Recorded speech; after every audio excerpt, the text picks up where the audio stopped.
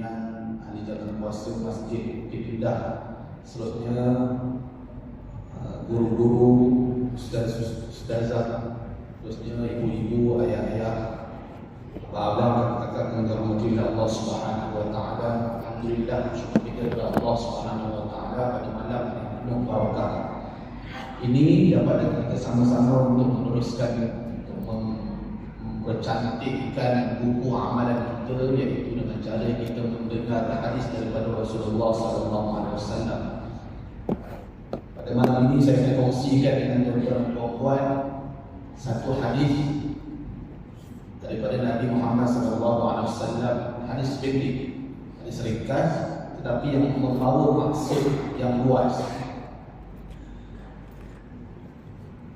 Tak terlupa saya ucapkan kepada tuan-tuan dan puan semua, kalau tak terlambat selamat menyambut hari kemerdekaan yang ke-60. Soalan pertama saya tanya kepada diri saya dan tuan-tuan, dah berapa hadis pendek dah kita hafal sepanjang 66 tahun merdeka? Soalan yang sama juga saya tanya kepada masing-masing lain. Kalau kita berfikiran, kita kata kita dah tak dijajah, dan kita akan sebut kita sekarang dah dijajah berfikiran. Biasanya kan kita disebut begitu. Jadi ubat untuk tidak dijajah fikiran ni apa? Hafal hadis. Itu ubat dia. Selain menghafal Quran, hafal hadis. Kena hafal hadis. Panjang, susah. Habis yang pendek. Apa hadis yang tuan-tuan kena hafal? Yang pendek. Innamal a'malu binniyat. Okey, satu. Lagi apa? Puasa hari puasa tu. Hari puasa ni mesti kita hafal tu. Dia tak sampai bulan puasa dia lupa, dia tak puasa dia ingat. Okay. Hari ni kita nak hafal sama-sama satu hadis ni. Dia pendek 8 kalimah sahaja. Sama-sama kita ambil manfaat hadis ni, sambil kita hafal, walaupun ingat-ingat lupa, tapi insya-Allah lah boleh. Kalau tuan-tuan dengar sekali lagi dengan radio tu, aku pernah hafal hadis ni.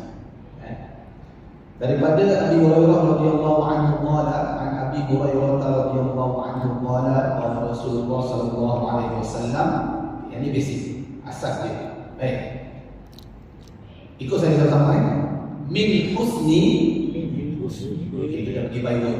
Min husni islami al-mar'i. Kita tengok terjemahan. Sambil hafal kita tengok terjemahan baru ingat. Min, apa maksud min? Min minal jinnati wal nas, a'udzu billahi minasy syaitan. Min dari, boleh bermaksud daripada ataupun separuh. Tajuk kuliah kita, tajuk hadis ni, ciri-ciri kesempurnaan seorang muslim. Di antara ciri-ciri min itu maksudnya min yang membawa maksud separuh. Litab'id, maksudnya ciri-ciri muslim ni banyak, tapi min antaranya ialah min dari mana. Kamu dari mana? Min aina anta? Min. Ingat apa? Min. Husni.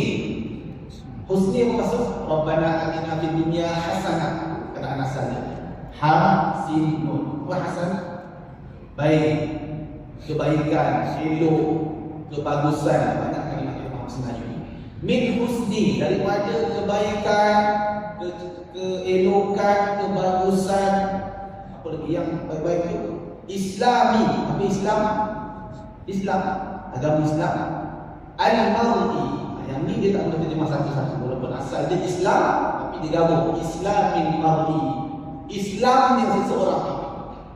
Okey, daripada kebagusan, kecantikan, keelokan Islam seorang itu, min husni islamil mar'i.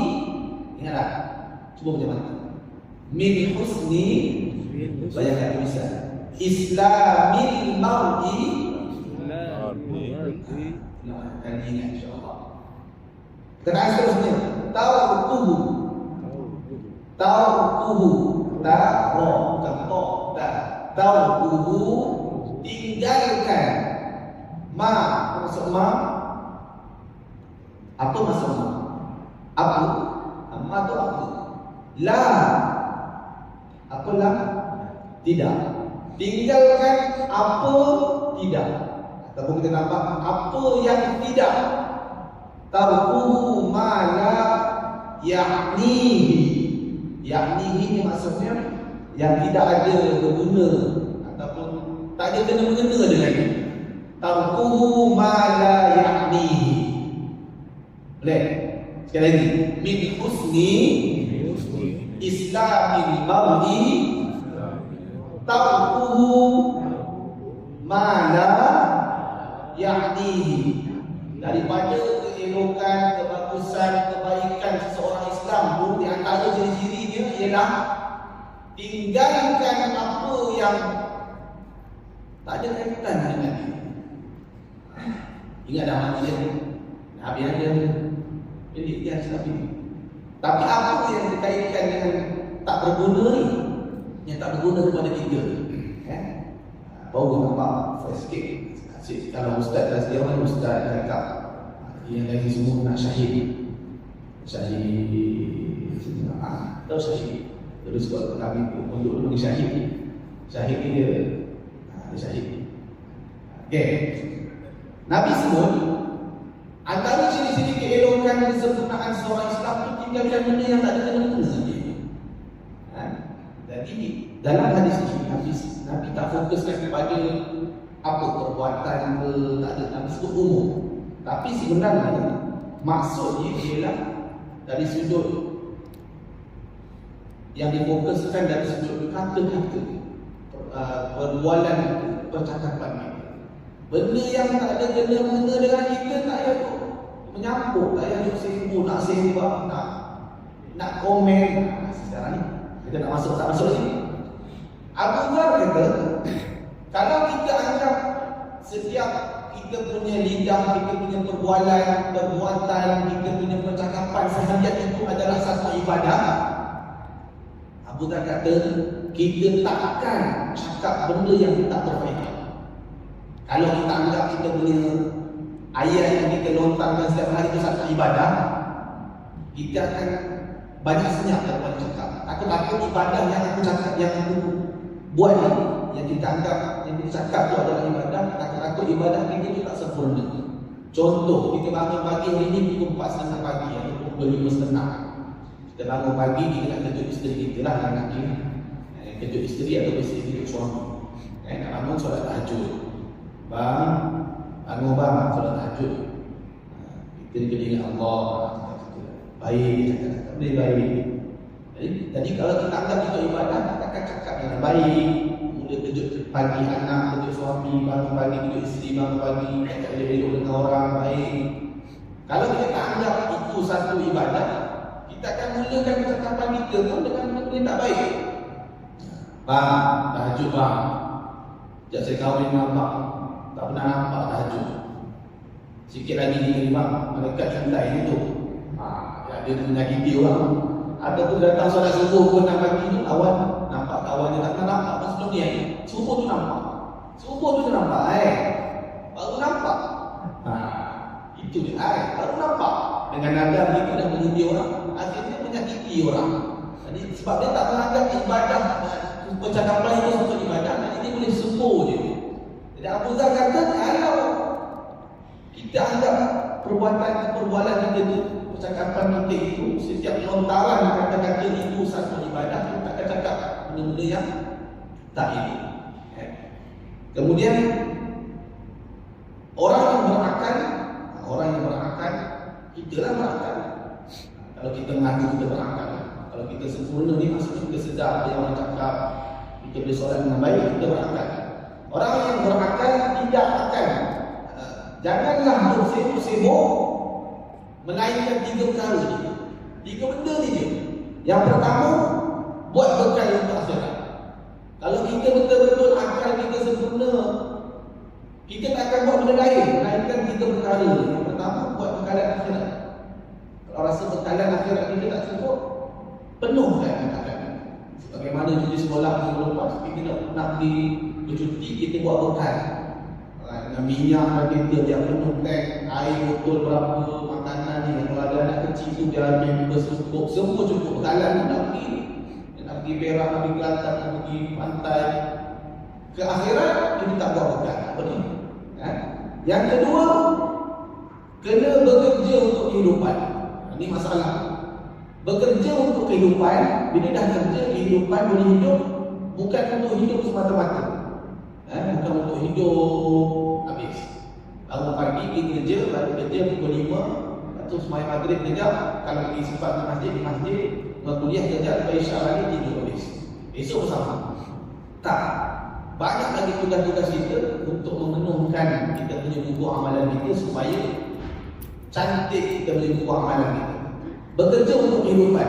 Nak kata apa? Sebab supaya kita ni dia sibuk dengan benda bermanfaat. Sibuk benda yang bermanfaat. Yang ketiga,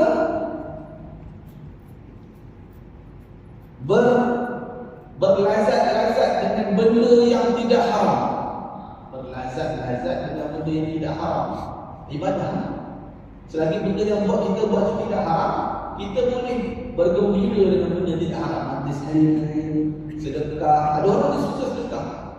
Dia suka sedekah. Allah bagi kita rezeki banyak, melalui duit, melalui kewangan yang banyak, harta yang banyak, dia suka sedekah. Ada orang yang suka solat. Duit tak ada tapi dia solat. Dia solat banyak, dia rasa tenang. Ada orang suka berzikir. Walaupun tak ada tasbih kat tangan, dia boleh berzikir. Ada orang yang tinggal ada tasbih kat tangan. Kita pula berkata, nak suruh orang kata dia zikir dah tu. Tasbih banyak kat tangan. Tasbih pula banyak, suruh zikir, gerak. Kemudian disebutkan lagi Luqman al-Hakim. Luqman al-Hakim dalam Quran. Ada nama Luqman al-Hakim dalam Quran. Orang tanya dia, wahai Luqman al-Hakim. Luqman al-Hakim ni terkenal. Terkenal ke mana? Sampai Allah tulis nama dia tu ada dalam Al-Quran. Tapi dia bukan Nabi. Dia bukan Nabi. Tapi kenapa? Special dengan Luqman al-Hakim. Luqman al-Hakim sampai nasihat dia diabadikan dalam Al-Quran. Orang tanya saya Luqman al-Hakim, wahai Luqman, macam mana nak jadi macam kau? Kau ni special dia. Macam mana nak jadi macam kau? Apa yang membuat kau jadi macam ni? Luqman al-Hakim jawab, yang pertama, aku selalu berkata benar. Berkata benar, cakap benda betul. Kita cakap benda betul. Nabi, walaupun Nabi bergurau, Nabi tak pernah menipu. Nabi bergurau, tapi Nabi tak pernah menipu. Contoh Nabi bergurau yang orang kata macam menipu. Kan ada seorang tua tanya Nabi kan, Nabi kalau masuk surga macam mana cerita dia?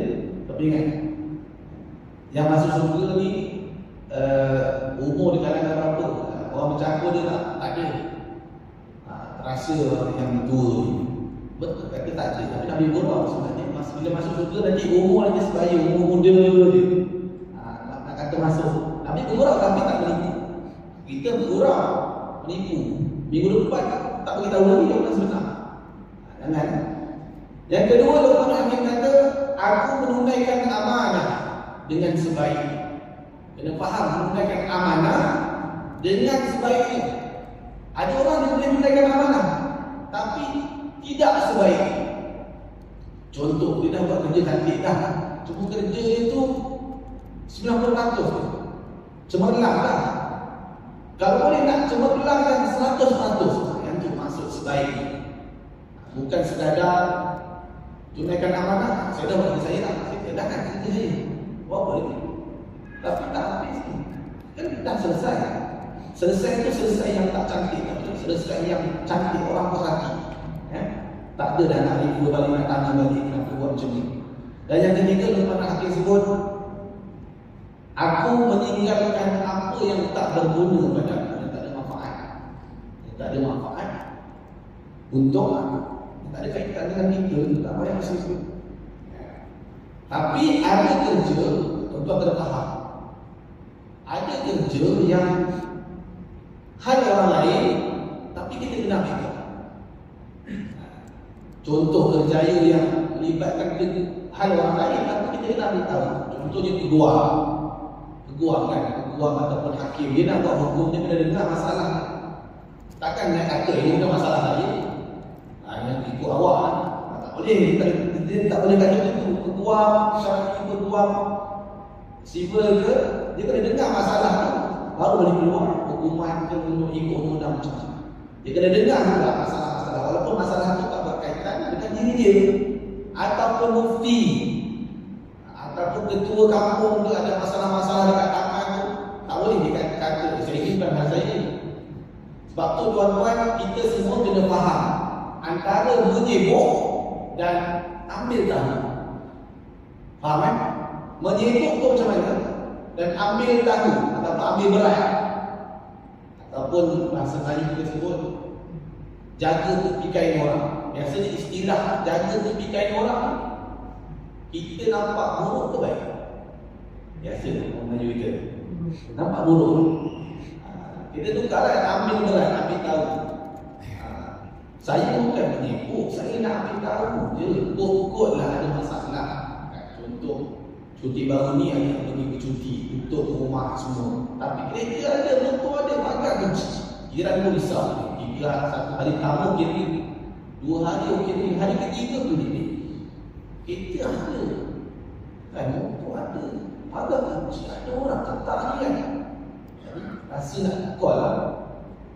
Assalamualaikum Haji, kita kat mana kan? Oh, saya ada kat luar. Saya pergi bercuti. Saya balik pergi naik flight. Naik bas atau naik flight pula. Ya kan, ada kat rumah risau. Tak 3 hari senyap rumah, semua takut. Takut ada apa menggak buku. Nampak ambil tahu. Jiran. Kena ambil tahu. Itu tanda kita seorang mukmin yang bersifat saudara Islam, kena ambil tahu. Yang ditanya pula, yang kena call, contoh yang kena call tu, jangan kena marah kan? Nak kena marah pula, awak sibuk kena terkain orang kan? Bagi saya, ambil berat pada saya, kenapa? Kawan tu niat baik. Jadi kena faham, beruntunglah ada orang ambil tahu pasal kita. Sebulan lepas kan ada kes orang tua 40-an tinggal dekat rumah, duduk seorang lama, meninggal tu dah lama, dah lembut dah. Tak tahulah berapa bulan, 4 bulan, 5 bulan duduk seorang. Kalau jiran yang ambil berat, ataupun dia tu kata-kata dia nak, ataupun kalau kita yang dia ambil berat tentang jiran, dan kita ni lebih baik dengan jiran, insyaAllah kita akan orang bakal macam ni. Biasa haji tu semayang kat sini 3 hari dah tak ada.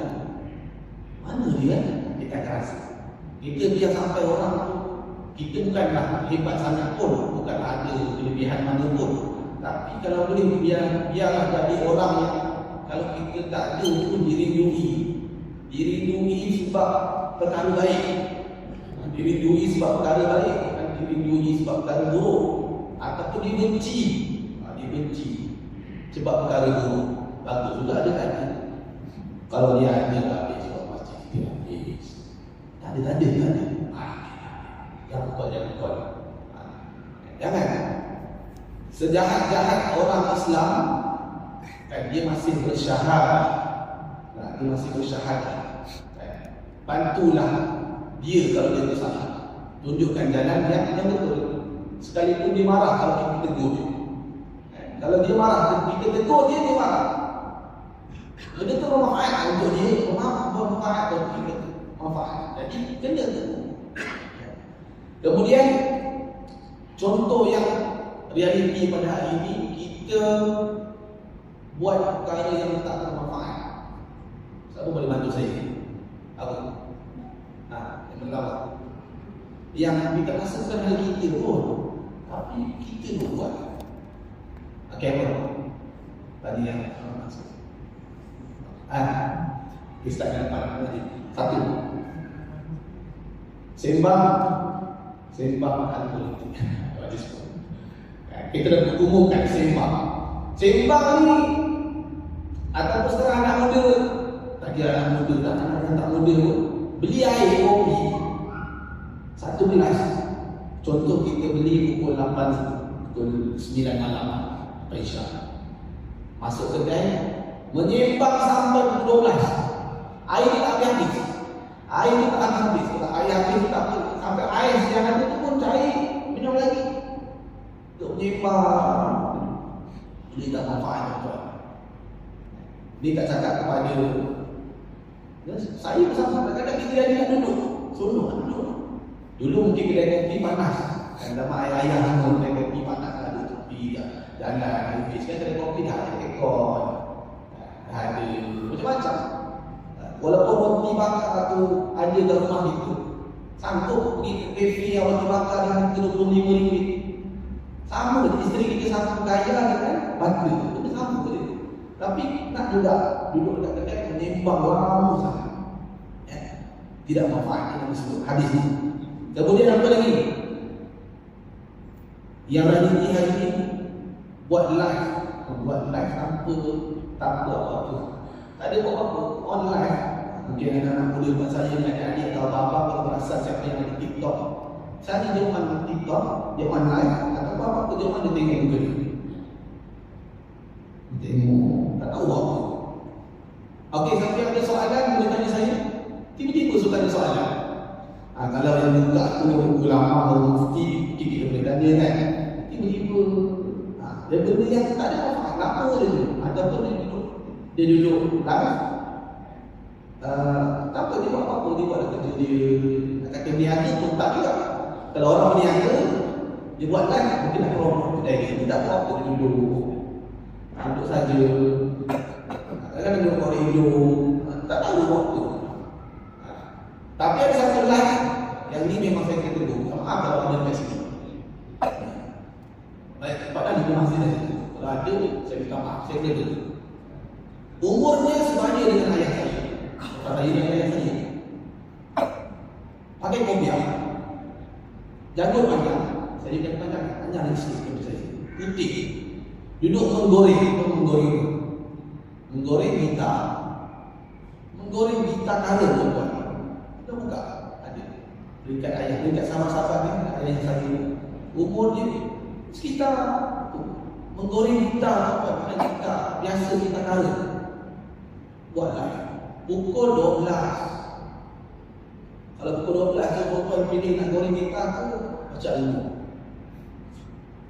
Dengan umur yang sebegitu, nasihat saya sebagai seorang anak, tidurlah tidur. Cukup. Goreng gitar kan buat live. 2 orang naik komen pula, ada komen anak tu dia tengok pakcik sini tengah goreng. Pakcik, lagu ni satu pakcik ni. Pakcik naik share. Pakcik naik share goreng lagi lah. Naik komen lagi, sedap lah pakcik. Pakcik goreng belajar kat mana?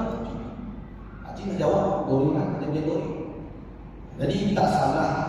Tapi kalau kita tengok hadis ni, step back atas balik.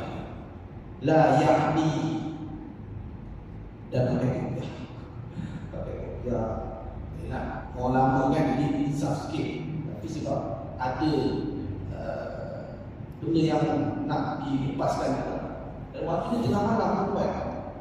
Kalau tengah hari tu boleh dimaafkan, tengah malam. Tak apa ustaz, kita lepaskan. Tak salah. Tapi kalau kita betul-betul hayati kata ni Nabi ni, taquhu ma la ya'nihi. Tinggalkan benda yang tak ada dah cukup. Ini bukan saja kepada ayah-ayah, yang adik-adik, abang-abang sama macam tadi.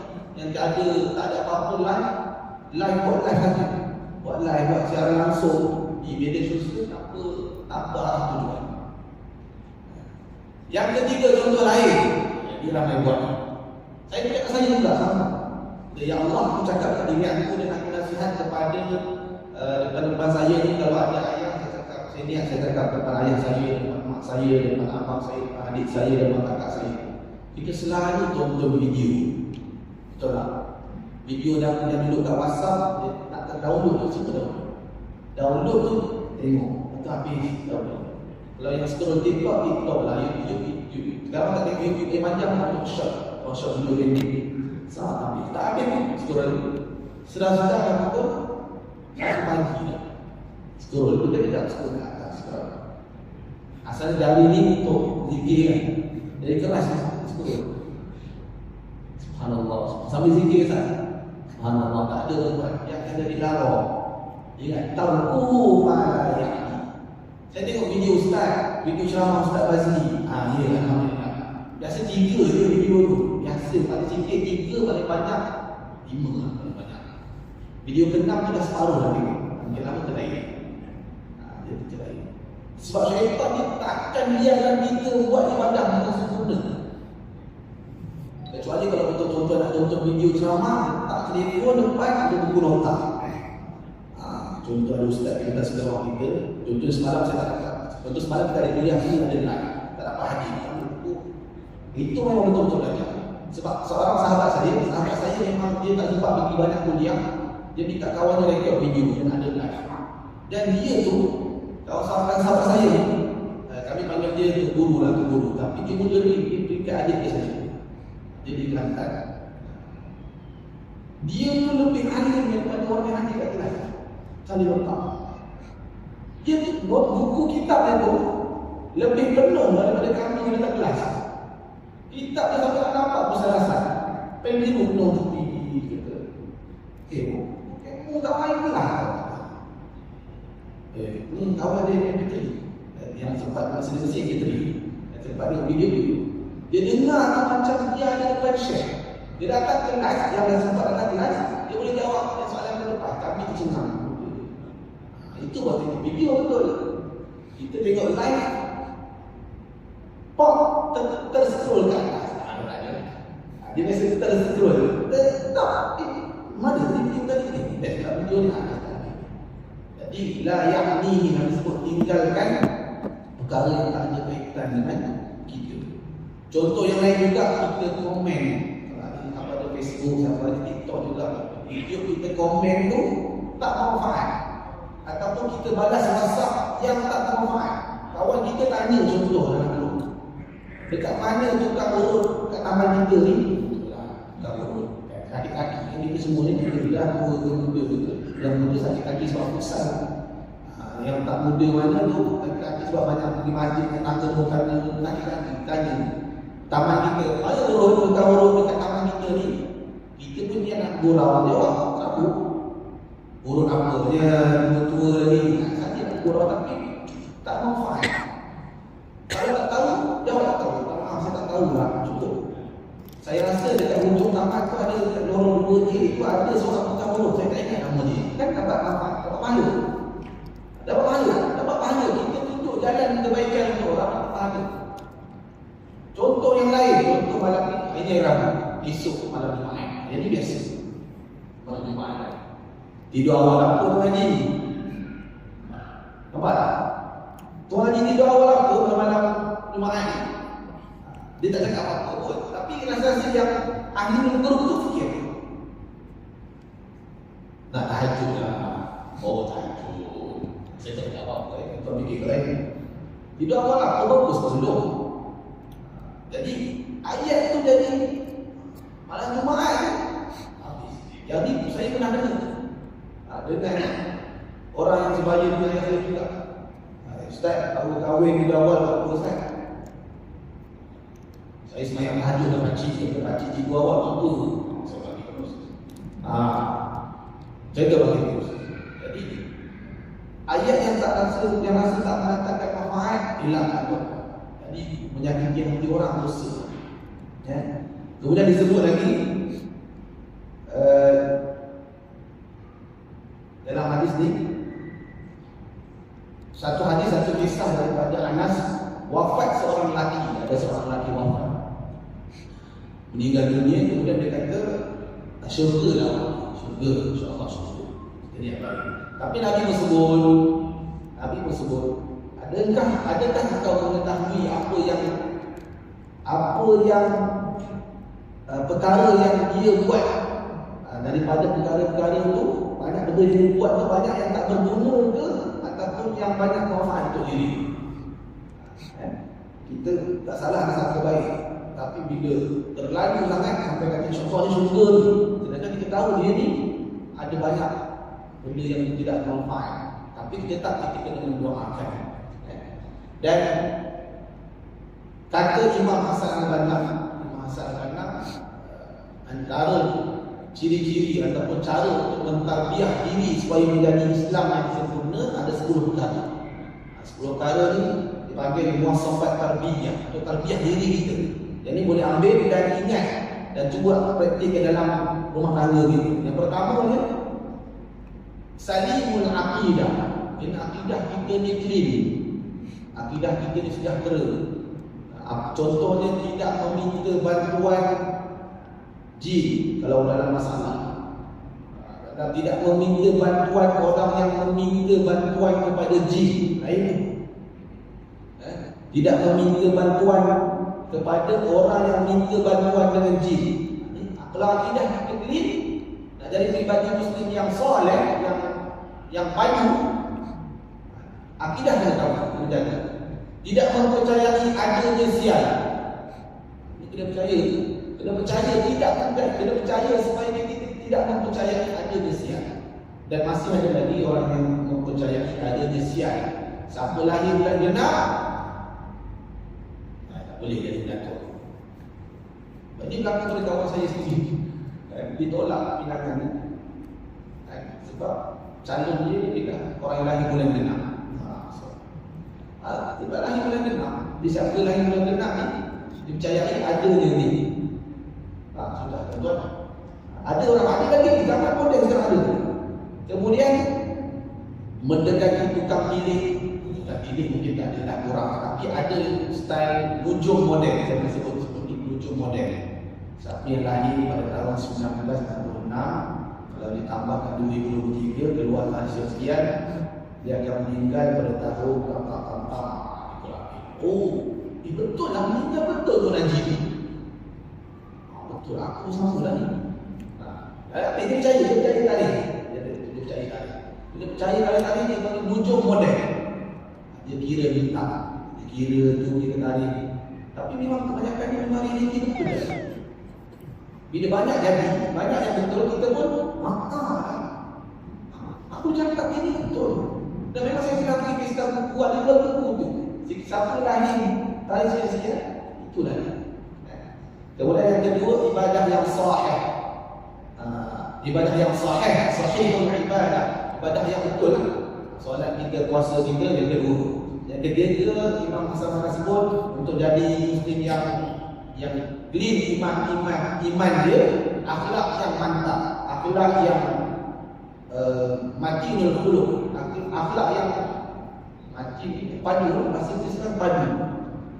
Akhlak kita kan tak menipu, tidak mengadu domba, tidak mengumpat, tidak mengejek, jaga rahsia orang kongsikan dia, menutupi dosa orang lain. Yang keempat, qadirun 'alal kasbi, iaitu mampu berdikari. Kalau kita jenis kerja sendiri ni, kita mampu kerja tanpa membuat pekerjaan-pekerjaan yang haram, menunaikan zakat, membuat simpanan, dia mampu melibatkan kemampuan. Kalau tuan-tuan ada anak muda ni kena hafal benda ni 10 perkara. Memelihara harta peribadi itu kalau orang tu dapat jaga harta peribadi dengan baik, maksudnya dia ni mampu berdikari. Jadi jam tangan pun asyik hilang dia. Tak tahu letak mana. Cincin asyik hilang. Nampak tak boleh menguruskan. Kalau tuan-tuan nak nilai anak-anak muda, anak-anak tuan-tuan yang bersedia tak untuk membina rumah tangga, cek 10. Cek 10 kali. Yang kelima, pengetahuan luas. Musaqqafatul fikri. Ada ilmu. Pengetahuan dengan ada ilmu lagi. Kalau kita baca benda-benda luar tu berpengetahuan. Tapi kalau ilmu, kena belajar. Itulah hukum solat, puasa, fardu ain, fardu kifayah, ilmu yang harus, ilmu yang macam mana kena belajar, semua kena belajar. Menjadi seorang yang boleh respon dalam diskusi, boleh respon, boleh tanya soalan. Jangan berdiam je. Tapi dalam status, orang yang macam-macam. Diminta tenangan dalam mesyuarat, tak jawab, tak komen senyap dia, tapi bila dalam grup, pantai macam-macam. Yang keenam, qawiyul jism. Kalau peribadi Islam yang jitu, yang padu, tubuh badan kena sihat. Tubuh badan kena sihat, tuan-tuan. Tak salah nak minum teh tarik pukul 4 pagi, pukul 8 pagi dia tarik, pukul 10 pagi dia tarik, tengah hari dia tarik, petang dia tarik, sampai ke malam dia tarik. Pukul seminggu kena tarik. Katil tu kena tarik ke hospital. Jadi jangan binasakan badan kita. Badan kita ni bukan untuk kita, bukan untuk isteri kita, bukan untuk anak kita. Badan ni digunakan untuk bantu orang lain, bantu ummah. Kita semua di tempat saya ni, ayah-ayah saya di Kuala ni, semua ada kelebihan masing-masing. Yang saya tak tahu, ada pakar tu, pakar ni, ada engineer, ada doktor mungkin, ada polis, askar, semua ni kelibatan masing-masing. Kita memang kita tak bekerja sekarang. Tak tugas tak bersifat dalam untuk negara. Tapi ingat, ilmu yang Allah bagi dengan pengalaman bekerja 60 tahun tu takkanlah tak boleh kita habiskan akhirat kita dengan bantu masjid, bantu orang lain dengan ilmu yang ada. Jangan senyap. Tulis apa saja dekat Facebook ke, dekat video ke mana-mana ke, supaya orang lain dapat manfaat. Kita semua ada ilmu macam-macam. Jaga kesihatan, tinggalkan tabiat-tabiat yang tidak baik. Tempat-tempat kotor, tempat-tempat berpenyakit, jauhkan. Sebab tu kita nak tubuh kita sihat. Yang ketujuh, kuasai diri, iaitu mujahadah di nafsi. Kuasai diri, pandai kuasai nafsu ni supaya kita boleh kawal nafsu supaya tidak pergi ke tempat lain. Apa? Banyak benda yang tidak manfaat. Yang ke-8, munazzamun fi syu'unihi, iaitu teratur urusan pengurusan, pandai dalam bab pengurusan, penampilan yang elok, pakai baju cantik, pergi sembahyang tak pakai kopiah kuning, tak pakai baju busuk. Yang ke-9, sangat menghargai masa, pandai jaga masa. Cara nak jaga masa dia jaga waktu solat. Okey. Dan satu lagi yang terakhir, iaitu yang ke-10, bermanfaat untuk orang lain. Pastikan kita ni ada saham untuk bantu orang lain. Kita mungkin tak mampu banyak, kita mampu sikit, bantu sikit. 10 perkara ini moga-moga menjadi kayu ukur kepada kita untuk menjadi Muslim yang soleh, Muslim yang padu iman. Wallahu subhanahu wa ta'ala a'lam. Semoga Allah berkati pertemuan